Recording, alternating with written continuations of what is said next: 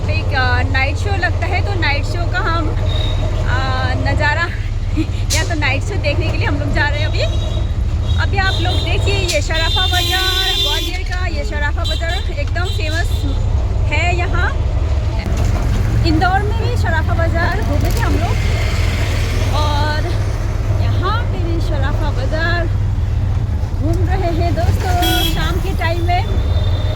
और कुछ चाय नाश्ता खाए हम लोगों ने और घूम रहे मार्केट ये तो हुआ ही नहीं। तो दोस्तों देखिए, ये शराफा मार्केट में सभी चीज़ मिल जाता है ना, इलेक्ट्रिकल अप्लायंसेस, फर्नीचर, कपड़े, जूते, सब चीज़ मिल जाएगा आप लोगों को। और हम लोगों ने भी आज शॉपिंग किया है, मैंने एक कुर्ती ख़रीदा है। और अब हम जा रहे हैं आगे की तरफ। अब आगे रास्ते में क्या क्या मिलेगा मैं आप लोग को दिखाती रहूँगी, और आगे हम लोग पहुँचेंगे ग्वालियर फोर्ट, और वहाँ हम लोग नाइट शो देखेंगे और आप लोगों के साथ हम लोग खूब एंजॉय करेंगे। तो दोस्तों जब हम लोग यहाँ पहुँचे तो शो ऑलरेडी स्टार्ट हो चुका था, और हम लोग 10-15 मिनट्स लेट हो गए थे। और ऊपर आने में है ना, क्योंकि हम लोग नीचे हमारा होटल नीचे मार्केट में था, तो वहाँ से ऑटो करके मार्केट होते हुए निकले। और फिर दूसरा एक पॉइंट है जहाँ से ऊपर आना पड़ता है ना, जो ये पहाड़ में है, मतलब ये किला जो है पहाड़ में है। तो वहाँ ऊपर आने के लिए ऑटो तो नहीं चलता, तो हम लोगों ने कैब किया, और कैब भी आप लोगों को ऊपर आने और नीचे उतरने के लिए दोनों साइड का बुक करना पड़ता है। नहीं तो बाद में जब शो ख़त्म हो जाएगा, ये ऑलरेडी नाइट शो है तो है ना, कैब नहीं मिलेगा। तो हम लोगों ने कैब बुक करके आए थे ऊपर, और आते आते लेट हो गया। वैसे हमें टाइमिंग का तो पता था, लेकिन फिर भी हम लोगों ने सोचा वॉच कर लेते ये है ना। तो उन लोगों ने बोला, जो टिकट काउंटर वाले लोगों ने, कि आप लोग थोड़ा सा लेट हो गए हो, कोई बात नहीं, जहाँ तक आप लोगों ने ये शो मिस कर दिया उसके बाद से आप लोग कंटिन्यू करिए, और बाद में फिर ये हिंदी शो के बाद इंग्लिश में फिर शो स्टार्ट होता है, तब आप लोग फिर इंग्लिश का भी आप लोग वॉच कर लेना, तो आप लोगों का पूरा हो जाएगा। तो हम लोग खुशी खुशी हाँ बोल के टिकट लेके आ गए दोस्तों।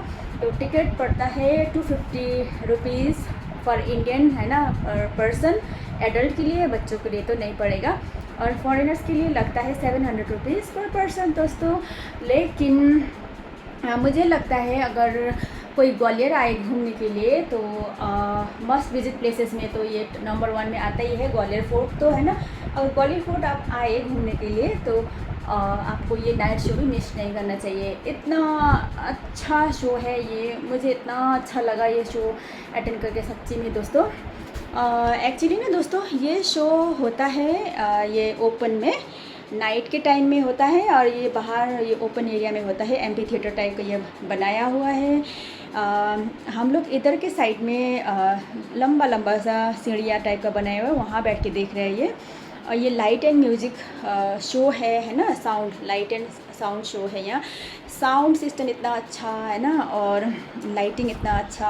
और ये कहाँ हो, मतलब ये लाइटिंग कहाँ करके शो दिखा रहे हैं, मतलब ये ना ग्वालियर फोर्ट के अंदर मान मंदिर पैलेस है ना, ये पैलेस है जो कि मान सिंह तोमर राजा ने कितना 1500-1600 शताब्दी में ये बनाया हुआ पैलेस है ना। ये फोर्ट के अंदर है ना, ये ग्वालियर फोर्ट के अंदर है दोस्तों, और ये सबसे अच्छा पैलेस है यहाँ। तो ये पैलेस के ऊपर में इस तरह लाइट शो दिखाते हैं दोस्तों, इतना अच्छा है, आपको ऐसा लगेगा कि ये तो वर्थ है ना। एक्चुअली ना दोस्तों, यहाँ ये शो में क्या बताते हैं कि ये मान मंदिर पैलेस है ना, कब से बनाया था, किसने बनाया था है ना, और उसके बाद में कौन कौन आए यहाँ कंकर, मतलब यहाँ जीत के इसको रूल करने के लिए है ना, किसने किस तरह रूल किया, ये सब यहाँ बताते हैं। तो ऐसा लगता है कि हमें कि ये जो मानसिंह राजा के टाइम से है ना, अभी ये सिंधिया डायनेस्टी जो लास्ट यहाँ रूल कर रहे थे, तो वहाँ तक का पूरा हिस्ट्री हमें एक ही रात में पढ़ने को मिलेगा, इस तरह का तो समझने को मिलेगा। तो इस तरह से बारीकी से समझाया है, इस शो में बताया है कि कैसे है ना ये फोर्ट बना, है ना, ये फोर्ट के अंदर क्या क्या है, किस किस ने रूल किया और किस राजा ने किसको हराया, ये सब चीज़ बताते हैं दोस्तों। अगर आप लोग हिस्ट्री में इंटरेस्टेड है ना, अगर हिस्ट्री में इंटरेस्टेड नहीं भी है तो जो अपना कंट्री का या किसी भी है ना चीज़ जो इतने साल पुराना सालों से ये बनाया हुआ जो हिस्टोरिकल मॉन्यूमेंट्स है उसके बारे में थोड़ा सा जानने को तो सबको अच्छा लगता ही है ना। तो यहाँ आने के बाद ना दोस्तों इतना अच्छा लगता है ये नाइट शो। और हाँ, ये मुझे लगता है इसका मेन सीज़न है ये ऑटम सीज़न, ये बरसात के बाद जो सीज़न आता है ना, ऑटम और विंटर एकदम बेस्ट रहता है, स्प्रिंग तक है ना अभी भी। लेकिन नाइट शो में तो लोग ठीक ठाक थे अभी यहाँ है ना, क्राउड इतना दिन में इतना गर्मी है दोस्तों, यहाँ दिन में धूप में तो बाहर निकलने का मन ही नहीं करता।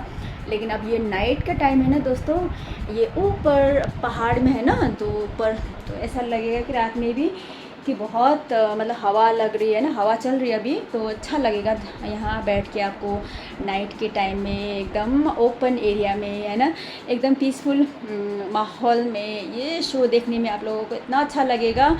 ऐसा लगेगा आप यहाँ ना फिल्म देख रहे हैं, एक मतलब फिल्म हॉल के अंदर फिल्म देख रहे हैं, लेकिन ये ओपन में है तो बहुत अच्छा मतलब साउंड सिस्टम है ना, लाइट सिस्टम, ये एक्सप्रेशन एवरीथिंग डिटेल में है ना, जो हिस्ट्री बताते हैं है ना, जो हिस्टोरिकल इवेंट्स बताते हैं, इतना अच्छा लगेगा दोस्तों, शानदार शानदार शानदार। तो दिन में आकर आप लोग फोर्ट को है ना भ्रमण कीजिए है ना, फोर्ट को देखिए, अंदर घूमिए है ना, नाइट में आके ये बाहर जो शो लगता है उसको देखिए है ना। जितने दिन का आपका यहाँ स्टे होता है वहाँ आसपास घूमिए। ज़्यादा चीज़ तो यहाँ नहीं है देखने के लिए, लेकिन जो भी है एकदम अच्छा है दोस्तों। फिर कट्टर मुगल बादशाह औरंगजेब ने हिंदुस्तान भर में अपनी हुकूमत स्थापित करने की कोशिशों के तहत अनेक रियासतें जीती। मुगलिया फौज लेकर जब वो दक्कन पहुंचा तो वहां उसका मुकाबला केसरिया सिंह मराठा छत्रपति शिवाजी महाराज से हुआ, जिन्होंने हिंदवी स्वराज्य यानी आजाद भारत का झंडा बुलंद किया था। छत्रपति शिवाजी ने एक फौज बनाई थी जिसमें शूरवीर सिंधिया योद्धाओं समेत अन्य मराठा वीर जुड़े। छत्रपति के सपने को साकार करने के लिए मराठा रणवीर राणोजी सिंधिया मध्य भारत आए। उन्होंने मुगलों को हराया और उज्जैन को अपना गढ़ बनाया, महाकालेश्वर मंदिर का जीर्णोद्धार कराया। आज मुझे उज्जैन में महादेव का यह ध्वस्त महाकालेश्वर मंदिर देखकर रोना आ रहा है। बड़ी पीड़ा होती है कि 500 साल से उज्जैन नगरी में सिंहस्थ कुंभ का आयोजन बंद है। मैं मालवा का मराठा सूबेदार राणोजी सिंधिया यह आज्ञा देता हूं कि महादेव के इस मंदिर का जीर्णोद्धार होना चाहिए और उज्जैन में सिंहस्थ कुंभ फिर से शुरू किया जाएगा। बोलो हर हर महादेव, हर हर महादेव, हर हर महादेव, श्री राणोजी सिंधिया की जय। वीर राणोजी के उपरांत उनके पुत्र महादजी सिंधिया ने स्वराज का केसरिया झंडा लेकर 1765 में ग्वालियर, 1771 में दिल्ली और उसके बाद लाहौर और अटक तक का इलाका जीत लिया और समस्त हिंदुस्तान में सिंधिया वंश का नाग निशानी भगवा ध्वज बुलंद किया। महादजी सिंधिया ने गुलाम भारत में फिर से स्वतंत्रता का डंका बजा दिया। मेरे साथियों, आज सिंधिया फौज ने केसरिया झंडे के नीचे सभी हिंदुस्तानियों को एकत्र कर दिया है। हमने अफगानी सेना को सिंधु नदी के पार खदेड़ दिया है, मुगलों को अपनी शक्ति के अधीन कर लिया है। समस्त भारत में हमारी शक्ति स्थापित हो चुकी है। अब हमें भारत को अंग्रेजों से बचाना है। सिंधिया फौज ने अंग्रेजों को मारवाड़, सिरसी, भेलसा, गोहात, सारंगपुर, कोलारस, शिवपुरी, इलाहाबाद, बड़गांव आदि स्थानों में पराजित कर दिया है, मगर अंग्रेज फिरंगियों का खतरा अभी टला नहीं है। मैं महादजी सिंधिया आप सभी को आश्वस्त करता हूं, जब तक जीवित हूं अंग्रेजों से भारत को बचा कर रखूंगा। अरे सुनो भाई, क्या तुम जानते हो महादजी सिंधिया को पानीपत के मैदान में किसने बचाया? एक मुसलमान बिश्ती राणे खान ने। यही तो भारतीय गंगा जमुनी सभ्यता की खूबसूरती है। मेरे जांबाज सिपाहियों, आज हम अपने बहादुर भाई राणे खान का आदर करने जा रहे हैं, जिन्होंने मुझे दूसरा जीवन दिलाया। आप सबको मालूम है इन्होंने पानीपत की युद्ध भूमि से मुझे कैसे बचाया। मैं उनको और उनके उत्तराधिकारियों को खवासी वाले की पदवी प्रदान करता हूं। हमारे और इनके परिवारों के बीच का रिश्ता हमेशा बना रहेगा।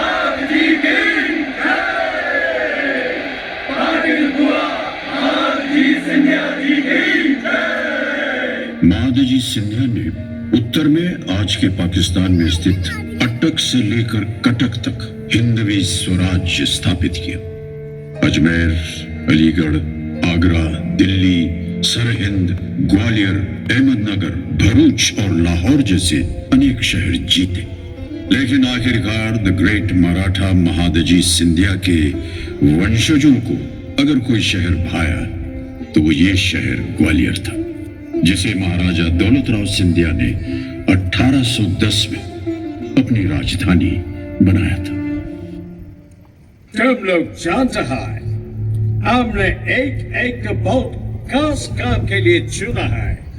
इधर का बागी लोग हमारा साथ देगा, वो दिखाएगा किधर से किला का दीवार और चढ़ना है। तुम्हारा कपड़े के जूते से कोई आवाज नहीं आएगा, समझा? ग्वालियर का किला हिंदुस्तान का चाबी है, इसको फतेह करना उतना ही जरूरी है जितना कि प्लासी की लड़ाई में हमारा जीत। लेकिन बाद में महादजी सिंधिया ने किले पर पुनः कब्जा कर लिया। उनके उत्तराधिकारियों की सैन्य शक्ति से अंग्रेज लगातार परेशान रहे। 1843 में दोनों सेनाओं का महाराजपुर में मुकाबला हुआ। सिंधिया की फौज अकेली लड़ी और नेस्त नाबूद हो गई।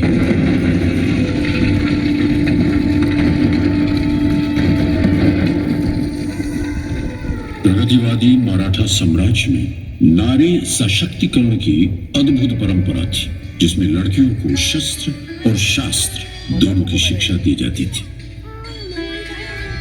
उन्हें राजनीति और युद्ध कला का ज्ञान दिया जाता था।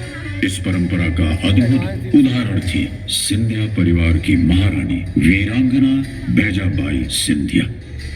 तलवारबाजी में निपुण वे बैंकर रानी के नाम से प्रसिद्ध थी।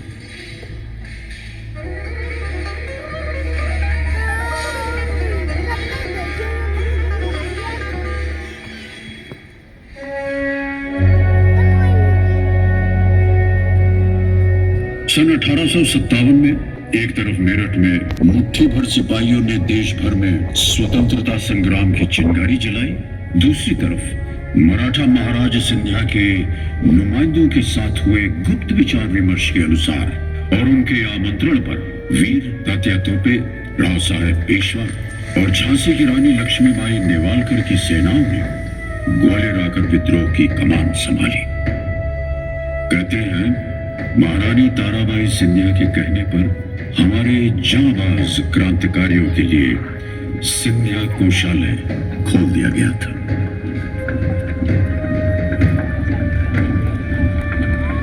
अब अंग्रेजों से खुला युद्ध करना सिंधिया, जिसे अंग्रेज अभी भी शक की निगाहों से देखते थे, उनके लिए आत्महत्या के समान था। इसलिए ग्वालियर के किले को सिंधिया महाराज की सेना ने रानी झांसी को सौंप दिया था। लेकिन जब अंग्रेज शक्ति भारी पड़ रही थी, तब सिंधिया के नुमाइंदों ने रानी को ग्वालियर से सुरक्षित निकलने की सलाह दी। अंग्रेजी सेनाएं लगातार पीछा करती रही और झांसी की रानी लक्ष्मीबाई नेवालकर ने आखिरी दम तक युद्ध करने की ठानी थी। अंग्रेजी सेनाएं लगातार पीछा करती रही। रानी के घोड़े ने जान दे दी। रानी बुरी तरह जख्मी हुई और वीर गति को प्राप्त हुई।